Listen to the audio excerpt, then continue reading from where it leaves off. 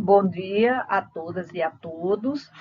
Desejo que estejam com saúde, juntamente com seus familiares. Sou Fátima Aquino, professora da Universidade Estadual da Paraíba. Sou docente e formadora da Rede de Ancoragem da Olimpíada de Língua Portuguesa aqui no nosso estado. Estamos iniciando hoje as ações formativas do programa Escrevendo o Futuro, Olimpíada de Língua Portuguesa, na Paraíba, com a temática Desafios e Possibilidades do Ensino da Leitura e da Escrita do presencial ao virtual. Nossas ações estão contempladas em 2 videoaulas e um webinário que acontecerá no próximo dia 2 de dezembro.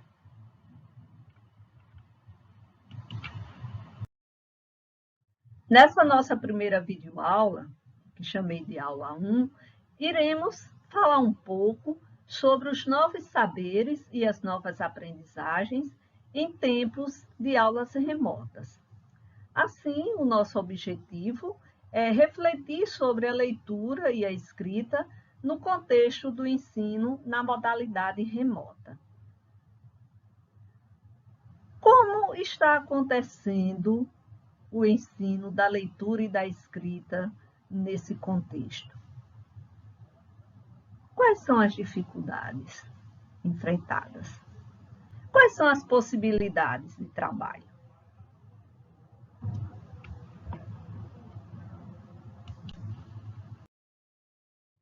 Vamos iniciar as nossas reflexões situando o ensino de leitura e escrita em um recorte temporal.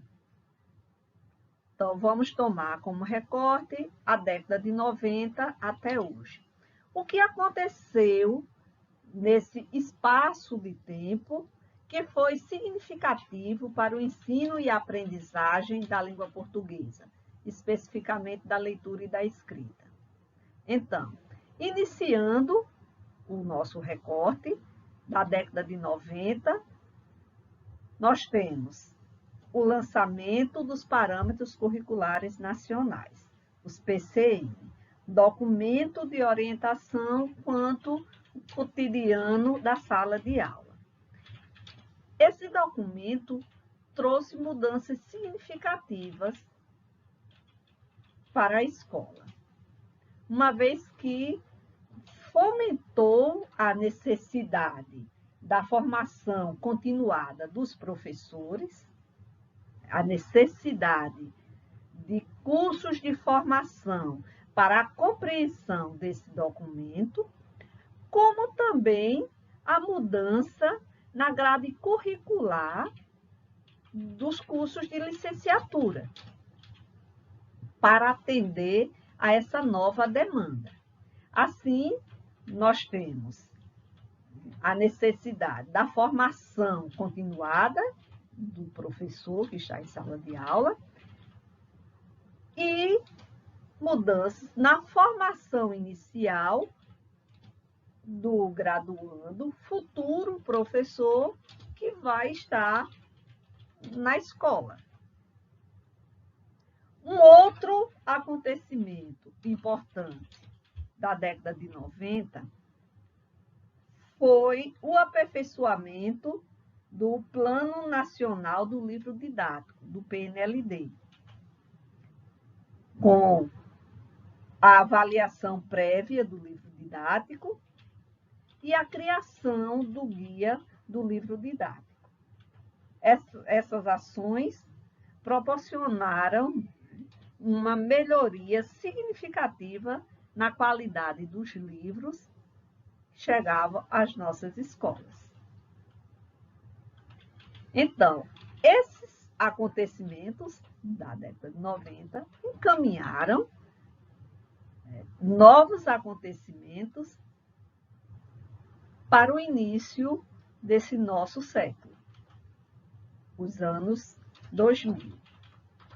E assim, temos nessa primeira década de 2000 o aprofundamento nos estudos, nas pesquisas sobre os gêneros textuais, os estudos sobre letramento e os estudos sobre a sequência didática com planejamento para o trabalho com a leitura, a escrita, a oralidade, a partir dos gêneros de texto. Nesse percurso dos anos 2000, e já no final da primeira década de 2000, início da segunda década, temos o avanço das tecnologias de informação e comunicação. Então, esse avanço das novas tecnologias levaram a um novo repensar desses estudos dos gêneros textuais e dos letramentos. Porque aí há necessidade de se discutir os gêneros, de se estudar sobre os gêneros digitais e, com relação ao letramento, essa preocupação com a leitura e a escrita como prática social, e aí, a leitura e a escrita do impresso, se amplia para a leitura e a escrita do texto multimodal. Certo? Então, vejam que aí a gente tem, né, uma ampliação desses estudos que vai dar suporte para o trabalho com esses gêneros na sala de aula.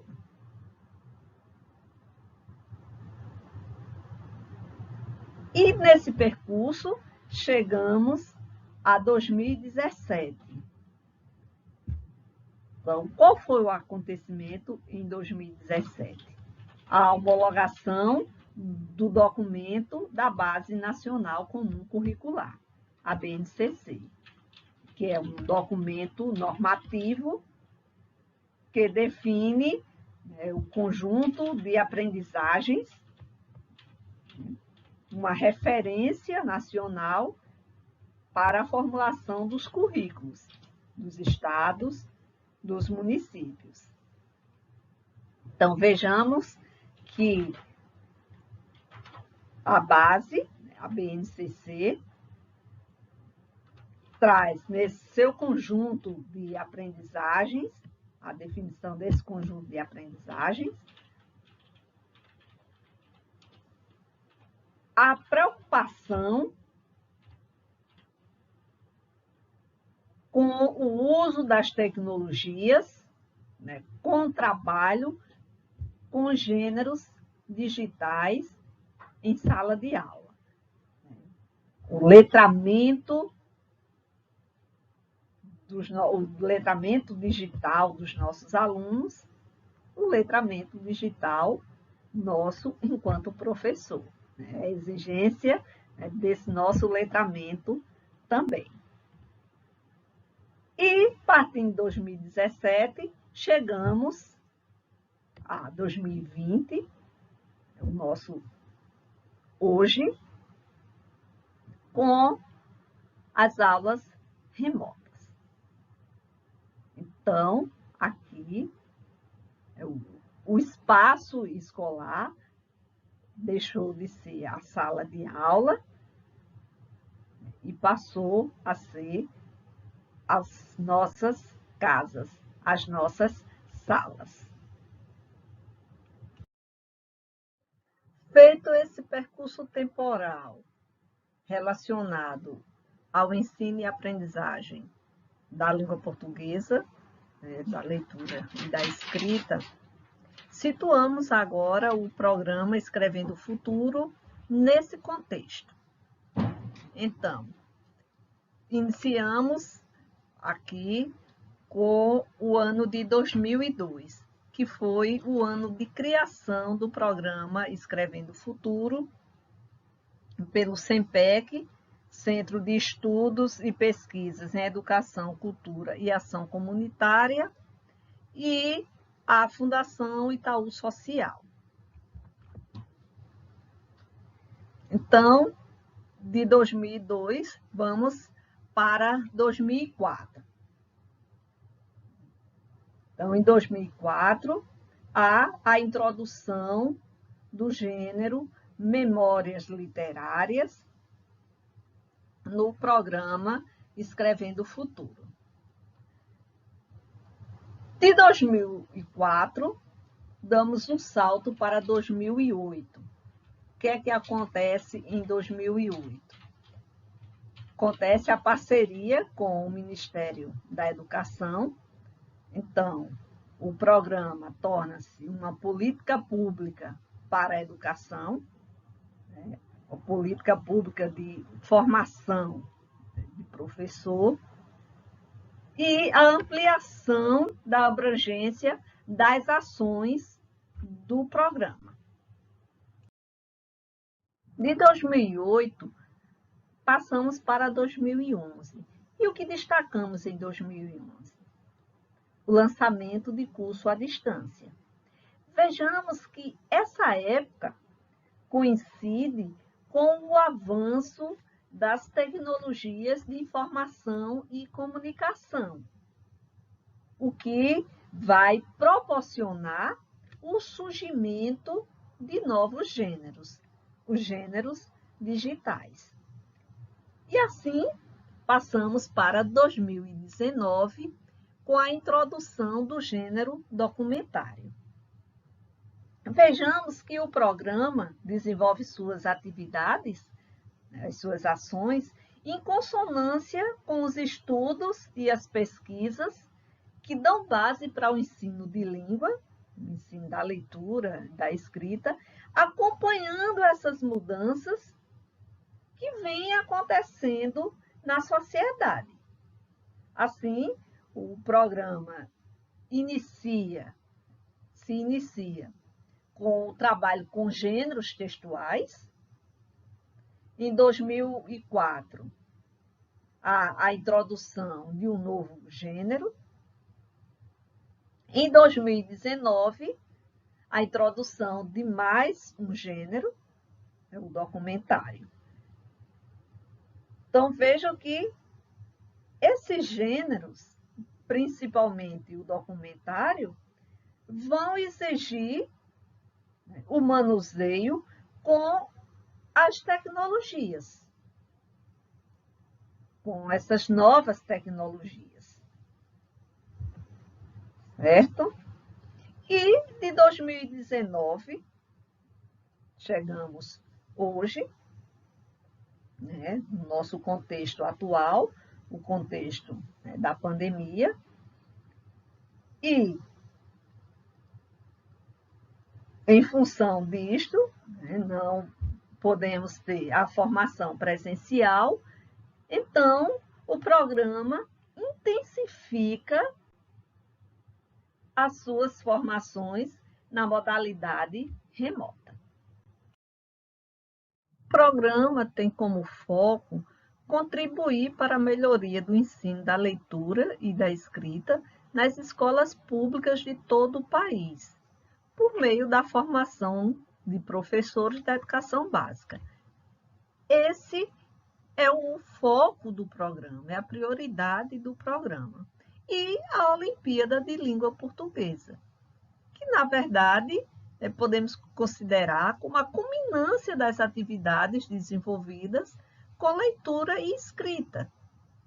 É uma forma de dar visibilidade ao trabalho de professores e alunos. Apresentado aqui esse panorama, né, do programa, na próxima videoaula apresentaremos os gêneros trabalhados na Olimpíada e no webinário apresentaremos o portal do programa Escrevendo o Futuro e os cursos de formação oferecidos. Estabelecido esse paralelo temporal do programa Escrevendo o Futuro e do ensino de leitura e de escrita, passaremos agora a refletir sobre os saberes docentes e o novo saber fazer impulsionado pelo contexto pandêmico. Nossas reflexões terão como ponto de partida o artigo intitulado Com quais saberes se constrói uma prática?, da professora Sônia Madi, que foi coordenadora do programa Escrevendo o Futuro entre 2002 e 2016. Nesse artigo, a autora tece uma reflexão sobre os múltiplos saberes envolvidos na prática pedagógica dos professores e destaca o compromisso profissional que nos impulsiona a buscar um novo saber fazer para garantir que os alunos continuem aprendendo durante o período de pandemia. A autora apresenta 4 tipos de saberes com base em Tardif 2002. São eles: saberes da formação profissional, faz parte desse grupo os saberes baseados nas crenças da educação e transmitidos aos professores ao longo de seu processo de educação. São os conhecimentos pedagógicos, não apenas as estratégias usadas pelos professores para ensinar os conteúdos, como também os planejamentos, as sequências didáticas, os materiais pedagógicos, entre outros. Ela destaca também os saberes curriculares, que dizem respeito aos conteúdos advindos do conhecimento científico que são aprendidos ao longo dos anos escolares. O terceiro são os saberes disciplinares, que se referem aos campos do conhecimento, linguagem, humanas, biológicas e etc. O quarto são os saberes experienciais. E aqui é destacado o seguinte: é no exercício da atividade profissional, nas vivências individuais e coletivas, que o professor desenvolve suas habilidades, competências, o seu saber de saber fazer. Então, esses saberes experienciais se desenvolvem no cotidiano, em situações concretas que dependem de sua capacidade de interpretar os eventos, de sua segurança em decidir e improvisar. Em meio a essas vivências que ocorrem no espaço da escola e das relações estabelecidas com os alunos e colegas de profissão, que esses saberes vão se consolidando e se transformando. E assim chegamos em 2020 com os nossos vastos saberes experienciais. Mas será que esses saberes são suficientes para o desenvolvimento desse novo saber fazer? Para muitos de nós, não. E assim, nós fomos instigados a desenvolver novas habilidades para aprender saber fazer. E aqui deixo como indicação de leitura o artigo da Sônia Madi, Com quais saberes se constrói uma prática, que está na revista Na Ponta do Lápis, número 35, de julho deste ano. E assim, continuando nossas reflexões sobre os saberes, observamos que havia até então, com nossos saberes experienciais consolidados no ensino presencial, alguma resistência a mudanças significativas, tanto em relação a conteúdo, quanto à metodologia aplicada em sala de aula. Apesar da necessidade dessas mudanças para acompanhar e atender às novas demandas sociais. E aí surge 2020 com a necessidade do ensino remoto e nos tira dessa nossa suposta zona de conforto. E vai exigir de nós, né, um novo aprender, um novo saber fazer, e em meio a essas, né, contingências do contexto de pandemia.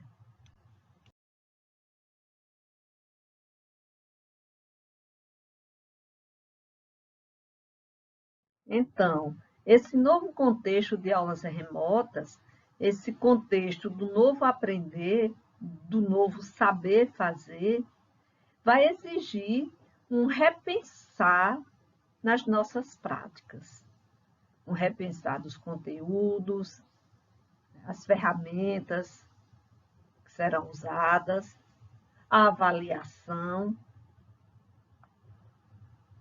E então, quais conteúdos priorizar neste momento?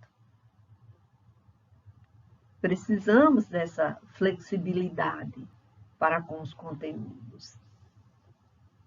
E quais ferramentas usar? E aí temos uma infinidade, né? As plataformas de educação à distância, né? As plataformas de reunião à distância, né? Os celulares para interação com os nossos alunos, né, via mensagem de WhatsApp, né, o telefone como equipamento para fotografar as atividades, encaminhar para o professor, o lápis e o papel para fazer as atividades que são encaminhadas impressas. Então, diante desse contexto, né, com essa diversidade de uso das ferramentas, né, em uma única sala, o que priorizar de conteúdo? E a avaliação? Como deve ser feita diante dessa realidade? Então, vejamos que a avaliação precisa ser processual. A gente precisa ter uma avaliação diagnóstica de como esse aprendizado está sendo conduzido. Então, vejam que esse novo momento vai exigir de nós um repensar das nossas práticas. Nesse contexto, precisamos também refletir sobre o tempo. Aqui, o tempo de ensino não é o mesmo tempo de aprendizagem, né? Temos tempos diferentes. Não há mais esse controle do tempo como na aula presencial. Mesmo nas aulas síncronas, né, o tempo de aprendizagem é diferente. Como o aluno é o protagonista de sua aprendizagem, e o seu tempo é diferente do tempo do professor, o ensino vai se dar em um tempo, o tempo do professor, e a aprendizagem vai se dar no tempo do aluno. Por exemplo, o professor prepara a sua aula, o seu conteúdo, em um determinado momento e encaminha para a plataforma da escola. Esse é o seu tipo de ensino. O aluno acessa esse conteúdo em um outro tempo, sem a mediação do professor. Então, esse acesso, esse estudo do conteúdo vai estar em um tempo diferente do tempo de ensino do professor. E interessante que o professor também passou por um tempo de ensino, né, para aprender a lidar com essas ferramentas. Mas a aprendizagem não se dá, né, efetivamente neste mesmo tempo de ensino. A aprendizagem vai se efetivar no uso, né, no fazer das atividades. Certo? E aqui, encerrando essa nossa videoaula, deixo como sugestão de formação os percursos formativos. Diagrama interativo com conteúdos do portal Escrevendo Futuro e outros sites afins, organizados, né, em 3 eixos do ensino de língua portuguesa: a escrita, a leitura e a oralidade.